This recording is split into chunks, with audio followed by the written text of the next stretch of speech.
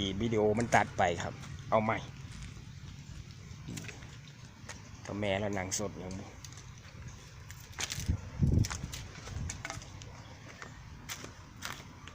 นี่ก็เป็นคูบูตะครับคูบูตะ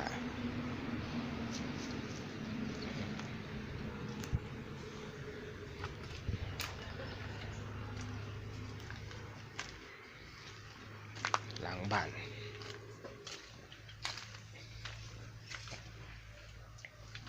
แม่เนี่ยกาแฟอู้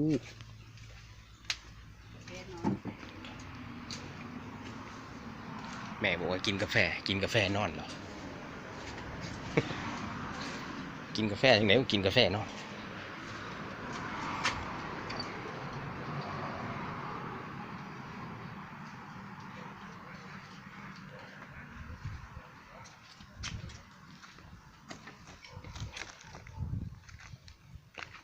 นี่ก็เป็นโตเฮือนที่ลมพัดไป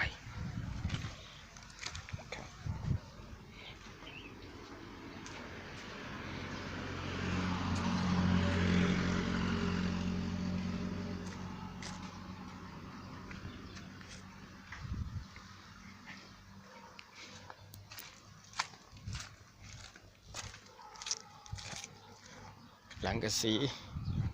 ที่ล่มพัดไปตกปุ๊เสาไฟที่1ที่2เสาไฟที่3ฝั่งทางรถฝั่งปุ่นหลังคาครับนี่ครับหลังคาซุ่มนี่ไปเก็บมาเมื่อวานเอารถซาเล้งไปเข็นมา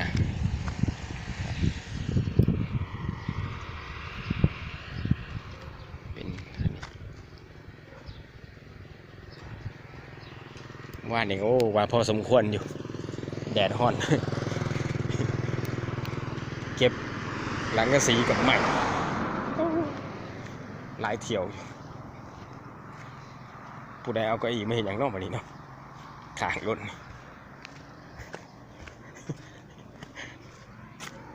โอ้เพิ่นยื้อเอาของเพิ่นดิครับอันนี้ก็เป็นรถผมรถบนรูน้ำเขาดอกใส่รถมัดด้าBT50 โปรบนรูน้ำเขาดอกโบแมนรถรูหลาดอกแบบพอใส่ได้กับโบแมนท็อปโบแมนเทิร์ฟน้ำเขาดอกโบมีเงินซ้ำนี่ก็พอแห้งเลยนี่แหละครับลูกคนอีสานนี่ก็เป็นสวนครัวเพิ่นสิมีพริกมีมะนาวต้นหอมผักอีหยังบุก็เป็นบวบต้นบวบนี่เพิ่นปลูกอย่างสารพัดเลยครับทางพุ่นก็เป็นสวนตะไคร้เพิ่นครับทางพุ่นก็เป็นอย่างล่ะคู่คาตะไคร้คา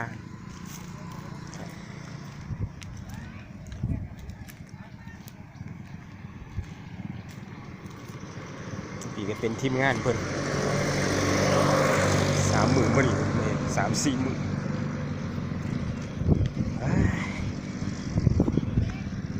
หลังจากลมพัดหรือก็แม่นทีมงานเพิ่นนี่ล่ะ5 คนหรือก็ได้หรือจากตัวพุ่นมาเฮ็ดตัวนี้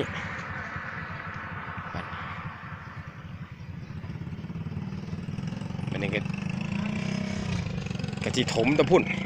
ถมให้มันเสมอกันกับต้นนี้อันนั้นก็สิเหลือออกหมดก็สิเหลือเหล้ากับห้องน้ำครับคิดว่านะ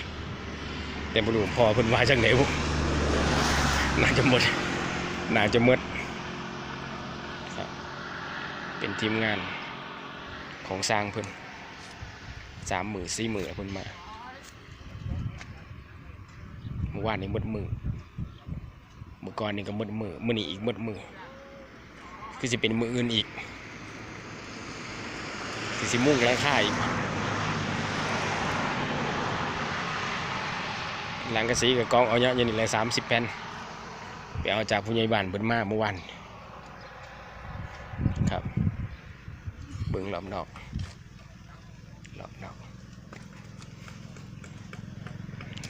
ตอนแรกก็คิดว่าไอ้ทั้งบริษัทเพิ่นที่ซอยบ่ซอยซ้ำช่วยที่พักอาศัยพุ่นที่พักอาศัยพังจึงจะช่วยโอ้ที่พักอาศัยเป็นห้องเช่าเนาะพังก็สร้างหัวมันแล้ว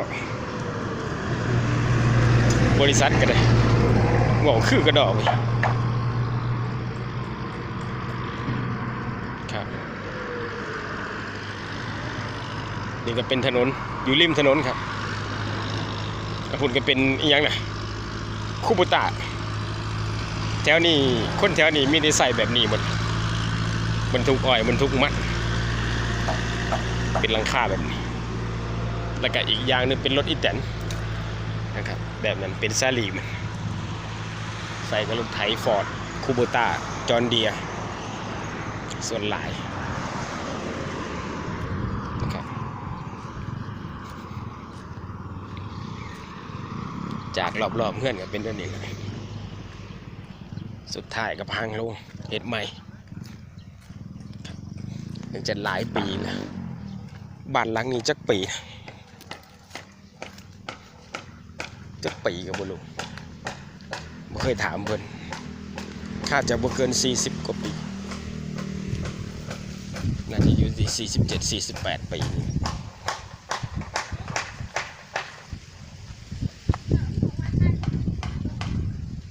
ฮะถ่ายรูปยังเพิ่นเห็นน่ะบอกมันว่าถ่าเบิ่งใน YouTube นะ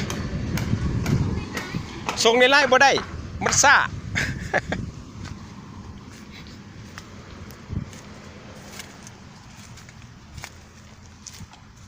บอกถ่ายรูปมาให้เบิ่งเนี่ยหลานทางชลบุรีเมื่อวานบอกให้ถ่ายเบิ่งใน YouTube เลยสิลง YouTube ให้เบิ่งครับนี่ก็เป็นทีมงานเพิ่นเฮ็ดกับว่าไว้เติบอยู่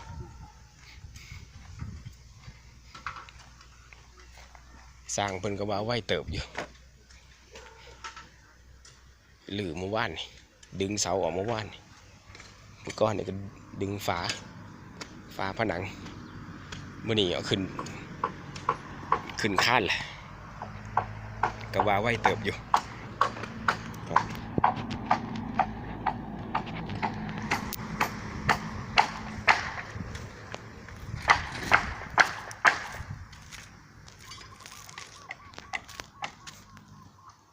เบิ่งYouTube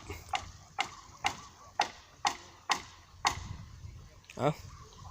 บรรยากาศรอบๆเงื่อนซ้ำนี่แหละครับอ้าวหน้าพี่พ่อไหลแล้ว สายยางพุ่นรุดแล้วพอแล้วปั๊มน้ำขึ้นสายยางรุดเอ้า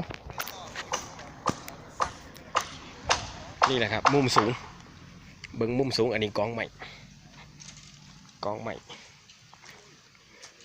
เบิ้งมุมสูงนะครับเป็นแบบนี้อันนี้สร้างเป็นขึ้นโค้งหลังคาแล้วมืออื่นคือสิได้มุ่งว่ะเดี๋ยวมาแรงไปเอาใหม่กับผู้ใหญ่บ้านจักทอนบ่นี่20 หรือ 30 ทอน